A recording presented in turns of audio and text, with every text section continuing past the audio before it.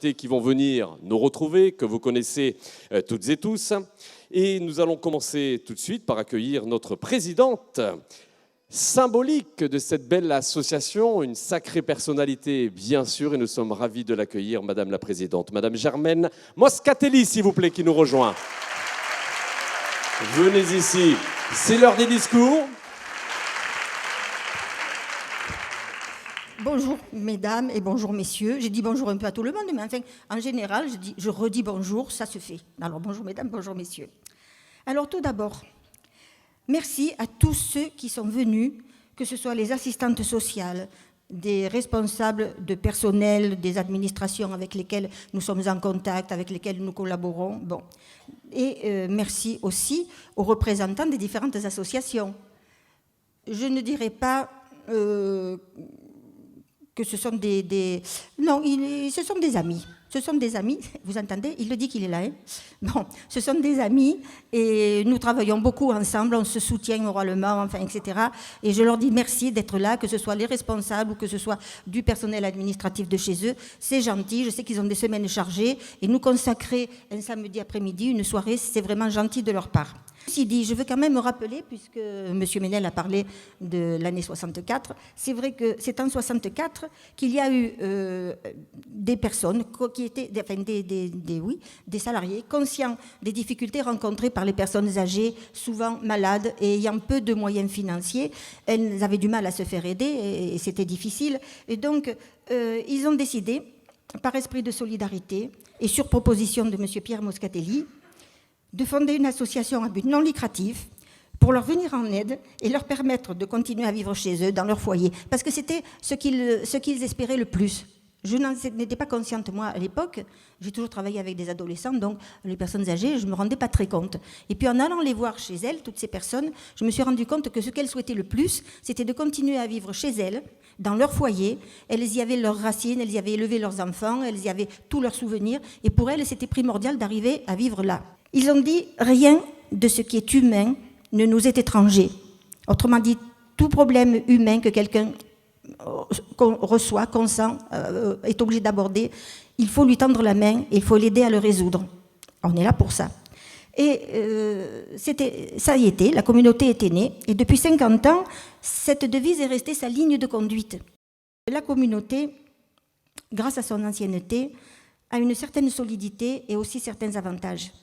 Alors, sa solidité vient de la gestion financière prudente et avisée qui a été pratiquée pendant tant d'années, je dirais pendant des décennies, par tous les conseils précédents et les directeurs précédents aussi, et l'expérience acquise au fil des ans pour arriver à gérer les problèmes qui surgissent, tout en conservant quand même l'esprit de solidarité et de dévouement qui est à l'origine de sa création.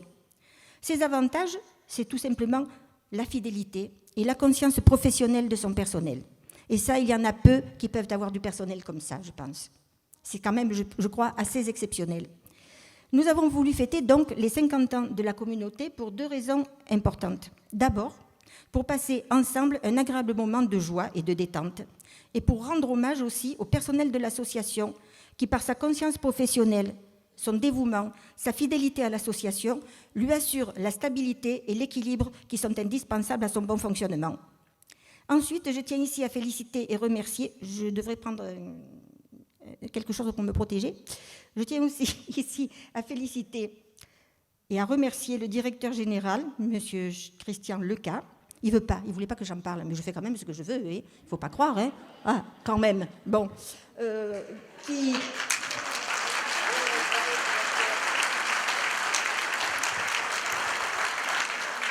Mais même là, il a l'air de me dire attention à la récréation. Hein. Comme il n'y a pas de récréation, je ne prenne pas grand-chose. Donc, je reviens.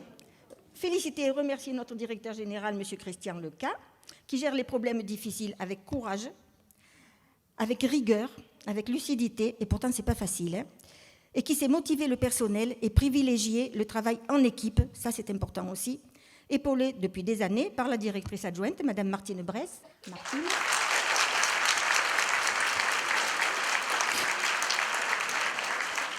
Ainsi que par les cadres, Mathieu, qui est d'un grand secours.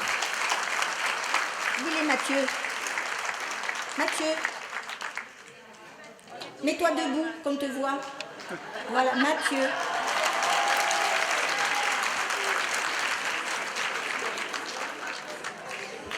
Laure, qui est absente parce qu'elle vient d'avoir un bébé.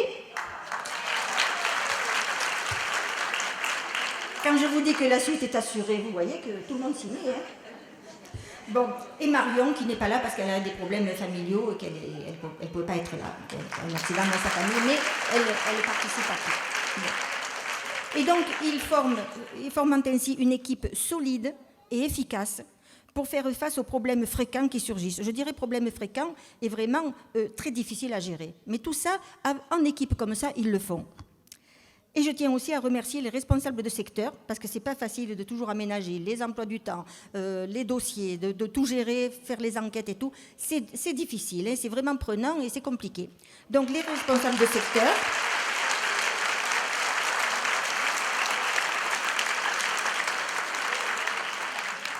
ainsi que le personnel administratif, qui participe évidemment à tous ces efforts. Alors tout ça pour leurs efforts.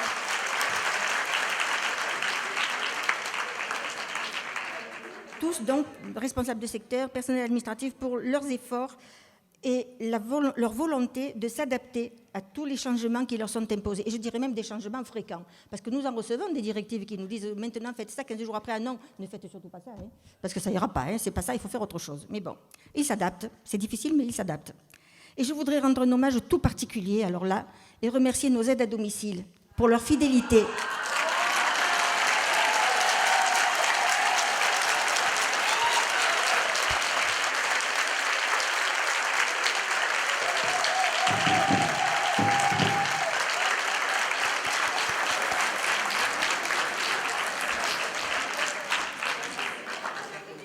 Leur fidélité, leur patience, leur dévouement envers les personnes qui leur sont confiées.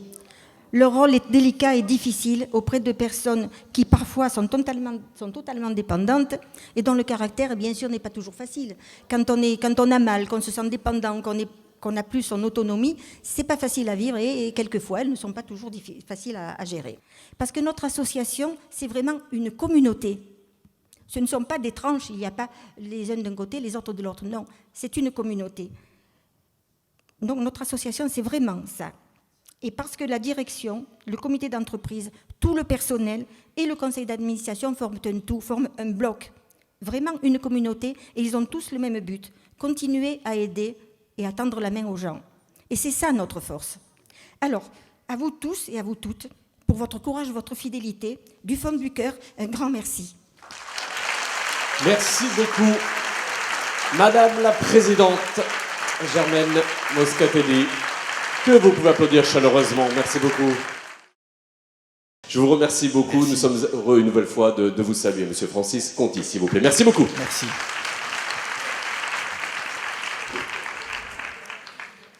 Je souhaite d'abord vous dire le plaisir que nous avons, Nicole Streignard, la directrice générale de UNA et moi-même, de nous retrouver à Marseille par ce temps, qui est aussi le même à Bordeaux, je dois dire, et sur le bassin d'Arcachon. Un temps magnifique, idyllique. Et je pensais que la vie doit être réellement très belle à Marseille en me promenant sur la corniche. Et en vous écoutant, je pensais que la qualité de vie pouvait être très belle à Marseille, même lorsqu'on est en difficulté à son domicile, lorsqu'on a des personnes passionnées, comme je viens de l'entendre, pour assurer les services, pour exercer les missions qui permettent aux personnes âgées ou handicapées de bien vivre à leur domicile.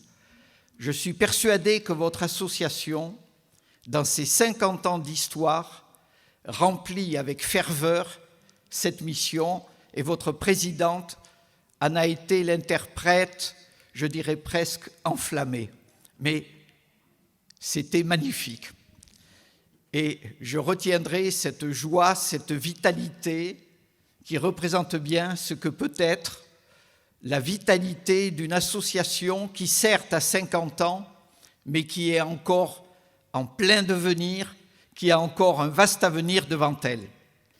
Oui, les associations sont solides. Oui, les associations ont le sens de leur finalité.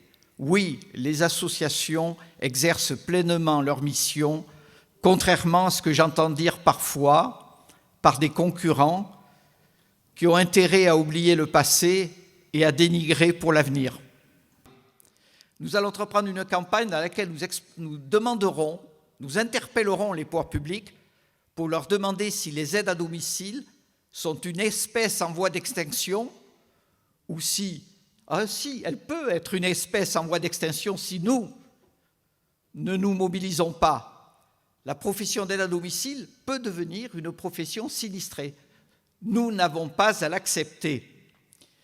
Nous avons des outils pour avancer. Nous avons un programme de modernisation pour nous améliorer, pour améliorer notre gestion, pour mutualiser nos moyens, pour diversifier nos activités. Nous sommes en train de vouloir restructurer notre réseau UNA, faire évoluer ses statuts pour être toujours plus efficace, plus solidaire, pour avoir plus de capacité d'initiative. Nous savons que notre responsabilité est très grande, car nous sommes le leader du domicile. Nous sommes la fédération la plus importante, avec 1000 structures et 120 000 salariés. Cela nous donne réellement beaucoup de responsabilités. Beaucoup de responsabilités à l'égard des personnes dépendantes, vous le rappeliez, des familles aussi, des handicapés. Tout cela, nous l'avons intégré. Dans les prochains mois, nous allons nous faire entendre. Nous vous serons fidèles et j'espère que vous continuerez à nous soutenir, à soutenir votre fédération nationale et que nous pourrons compter sur vous et sur les associations marseillaises dans leur ensemble pour porter avec nous une parole forte. Merci par avance. Merci, Monsieur le Président.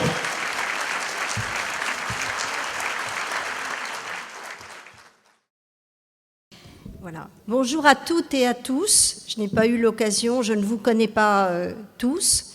Néanmoins, je voulais vous dire tout d'abord que nous vous remercions, comme l'a dit notre président, pour cette invitation, parce que c'est un moment important pour vous et nous sommes très contents de pouvoir le partager avec vous. Qu'est-ce que le réseau UNA ? C'est avant tout, et vous l'avez dit, Madame la Présidente, un ensemble d'acteurs militants qui défendent le droit au domicile. C'est le premier réseau français non lucratif de l'aide et du soin à domicile, c'est le leader. 1000 services diversifiés, des associations, des services publics, territoriaux, des mutuelles, des fondations, quelque chose de très diversifié qui est riche. Organisé en 21 unions régionales et 76 unions départementales. C'est 120 000 professionnels et environ 15 000 bénévoles. Pour 730 000 personnes aidées chaque année, qui sont des personnes âgées, personnes en situation de handicap, petite enfance, familles en difficulté, des publics variés.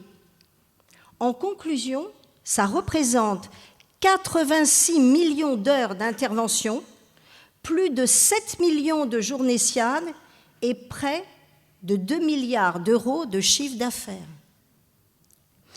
Je me suis permis de reprendre ces éléments, c'est pour situer en fait le réseau UNA dans l'environnement. Alors, un événement important, Francis Conti s'en parlait, notre congrès, le 9-10 avril à Tours. Alors, ça va être important, ce sera le congrès du domicile, mais qui se veut innovant. Ça veut dire que nous allons effectivement ouvrir ce congrès en partie au grand public, afin de le sensibiliser aux problématiques de l'accompagnement des personnes fragiles à domicile. Il y aura effectivement des tables rondes, des ateliers participatifs qui seront organisés pendant ces 2 jours, mais non pas qu'avec des personnes politiques, mais avec des intervenantes, avec des usagers. Il faut leur donner la parole, qu'on puisse les entendre, qu'on puisse vous entendre dans ce type de manifestation. Parce que des discours politiques, il en faut, certes, mais on a besoin d'avoir les éléments que vous représentez, tout ce que vous pouvez nous faire remonter lors de vos interventions auprès de ces publics. Voilà, je vous remercie pour votre écoute. Merci beaucoup, Madame Stréniard, merci. Bonjour à toutes et bonjour à tous. Bon, je vais essayer de ne pas aborder tout à fait les mêmes thèmes que les orateurs précédents, mais sur la situation du secteur et tout ça, parce que je partage entièrement tout ce qui a été dit et je veux pas vous en mettre plein la tête et que ça dure 2 heures. Cependant, je voudrais commencer par vous donner quelques chiffres sur la communauté. La communauté aujourd'hui, c'est 560 salariés, dont une grande partie est là. C'est 2500 foyers aidés. C'est 540 000 heures d'intervention. C'est 700 000 heures travaillées et payées. Donc, dans une année, ces chiffres permettent de constater qu'en 50 ans, cette idée qui, à l'origine, avait germé dans la tête de quelques militants a engendré une belle et grande entreprise. Pour autant, comme à ses débuts, la communauté a conservé son ancrage dans l'économie sociale et solidaire. Et surtout, les différents dirigeants ont gardé ces valeurs éthiques et associatives. Ainsi s'est forgé au cours des ans un esprit communauté que j'ai trouvé il y a 20 ans dès mon arrivée parmi vous. Toute mon action a été guidée par le maintien de cette culture d'entreprise où chacun d'entre nous se sent chez lui au sein de l'association, se sent écouté, se sent important à quelque niveau qu'il se trouve.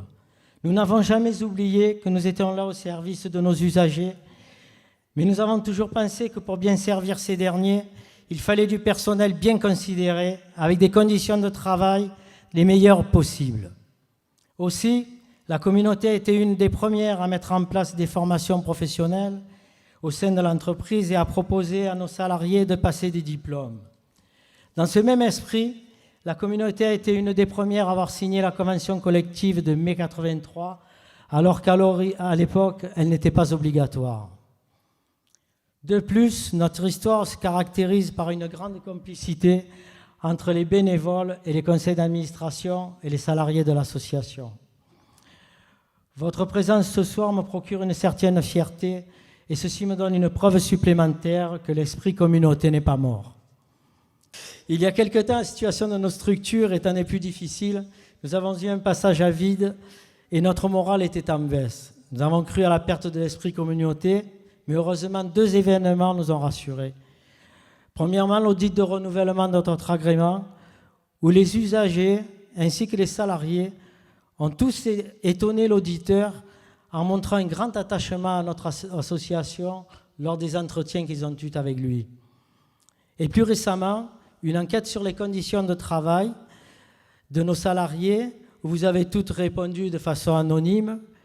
Les résultats sont plus que satisfaisants, même si vous faites ressortir les points qui rendent votre quotidien difficile, notamment vos salaires, qui auraient bien besoin d'un coup de pouce. Mais je rappelle quand même que la politique salariale est soumise à l'agrément du gouvernement et que pour le moment, il refuse tous nos accords de revalorisation. C'est pour ça... Bon, on peut y aller. En tout cas, moi, je vous promets, et depuis que j'ai entendu tes mots de mobilisation, je suis de plus en plus mobilisé et je vous promets de ne pas lâcher le morceau. Je serai toujours là à vos côtés pour défendre ces questions-là, les questions des conditions de travail et des salaires. À plus de 80%,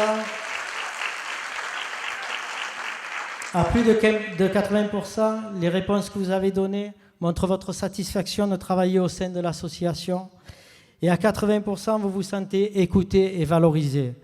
Et ça, vraiment, ça nous fait chaud au cœur. Au niveau de la direction, l'équipe qui prendra les rênes de l'association est déjà en place et forme une équipe soudée et efficace. Pour le personnel intervenant, nous allons multiplier les mesures favorisant le passage de témoins entre les salariés. Par le tutorat, la participation de nos anciennes dans les formations professionnelles Et une réflexion sera menée sur la transmission des savoir-faire de notre personnel. Ce savoir-faire qui nous est reconnu par l'ensemble des acteurs du secteur et qui a forgé notre réputation. L'avenir de la communauté, c'est aussi des projets. C'est un vrai service handicap entièrement restructuré.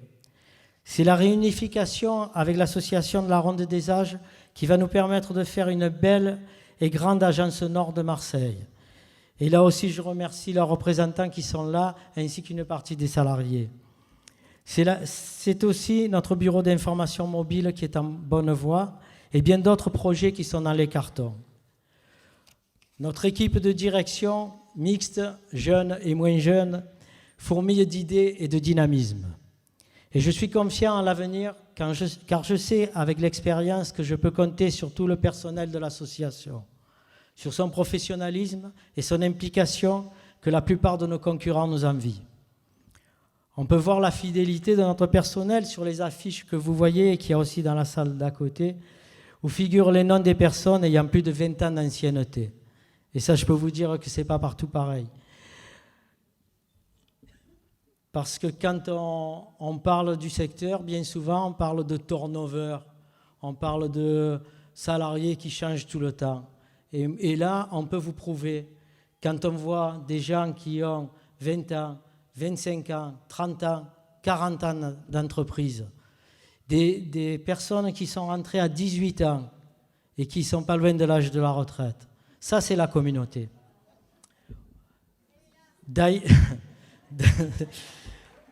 D'ailleurs, la preuve est faite par votre présence ce soir et je vous en remercie. 50 ans, c'est une étape, mais pas une fin. Et je voulais finir avec une phrase d'un grand penseur, mais j'ai préféré un chanteur populaire. Et je vous dis, rendez-vous dans 10 ans.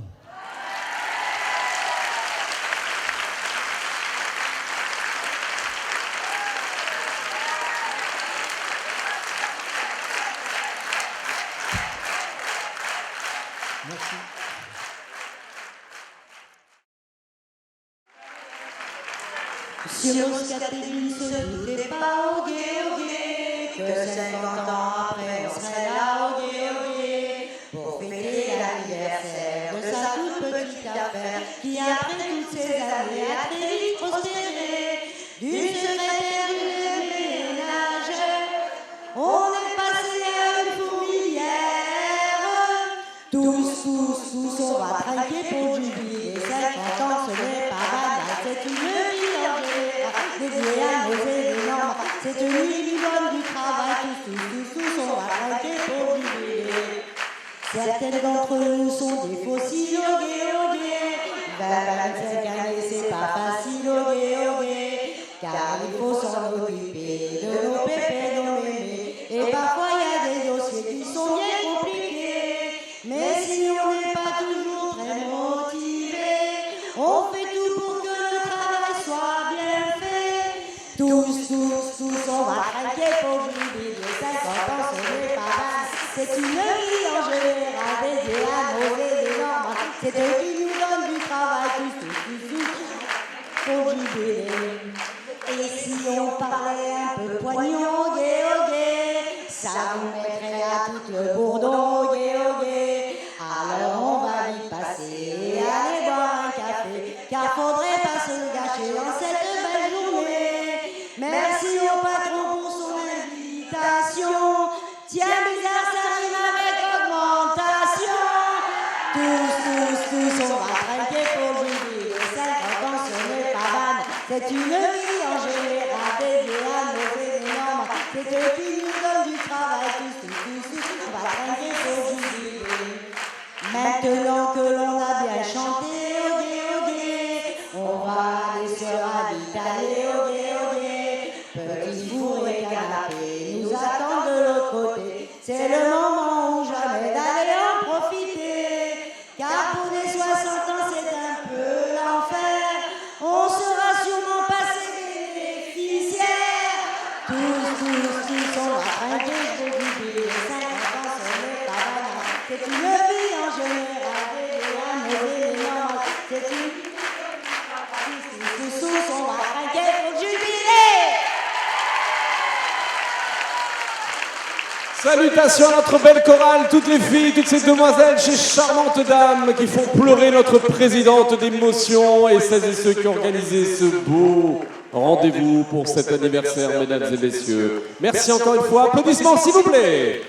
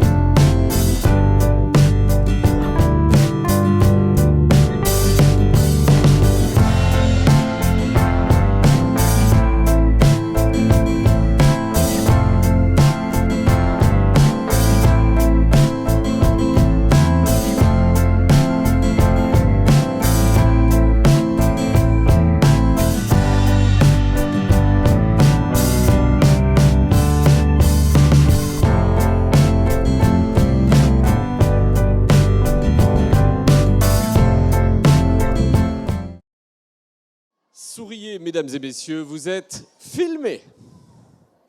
Mesdames, Mesdemoiselles, Messieurs, bonjour et bienvenue au 50e anniversaire de la communauté. Nous allons saluer cette belle assemblée.